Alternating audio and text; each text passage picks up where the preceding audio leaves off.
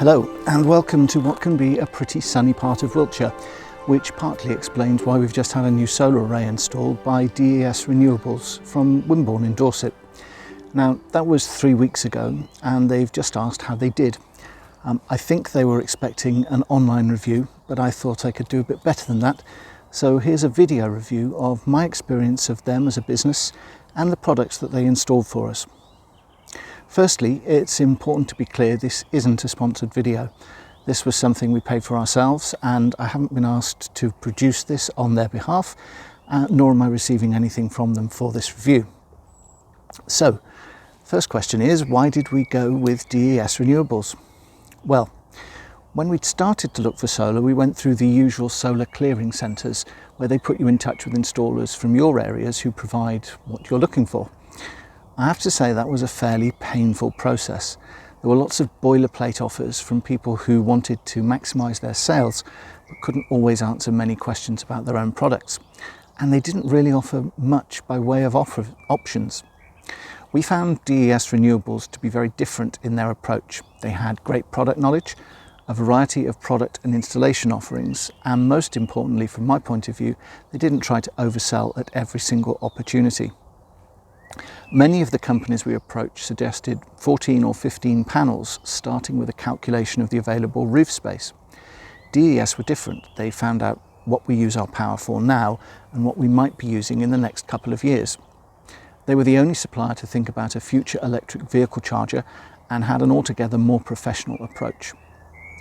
Based on what we discussed, they suggested 11 panels, total output of 5 kilowatt hours. Now that was fewer than others had suggested, but after discussing storage and electric resale options, it made sense given how much power we were using each year. As you can see from these shots taken during the installation, the fitting is excellent with no visible wiring. Each of the panels was fitted with an optimizer, though you can't see those once the panels are up. This means if one panel becomes obscured by cloud or trees in leaf, it doesn't power down all the panels to the same level. This was a suggestion from DES themselves and is an example of the thinking they put into their solution. They were only one of 2 companies that considered this. As you can see, we're directly south facing, so well positioned for solar. But it's always good to know we won't drop output considerably if one of the panels were to get shadow from one of the trees. DES Renewables were also knowledgeable and helpful on battery storage, and after some discussions they also installed a 6.5 kilowatt hour battery and a hot water diverter, and they talked us through a range of potential panels, batteries and installations. That means that the panels in our installation power the house first, with any excess going to the battery.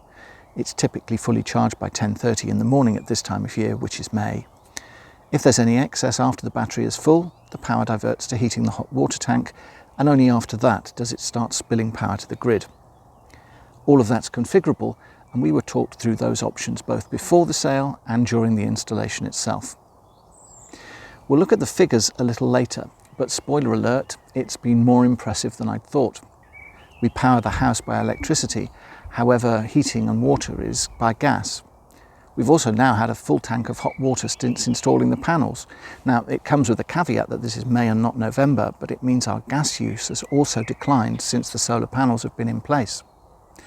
As a company, their advice was objective, helpful, and so far pretty much on the money.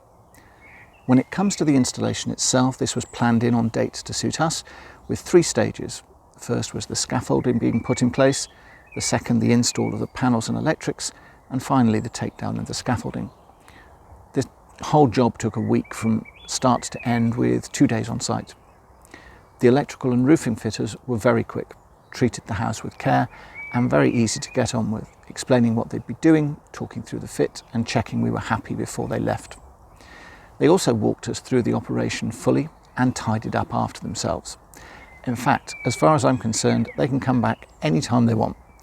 The garage, which is where the battery was placed, was tidier after they'd left than it was before they'd arrived.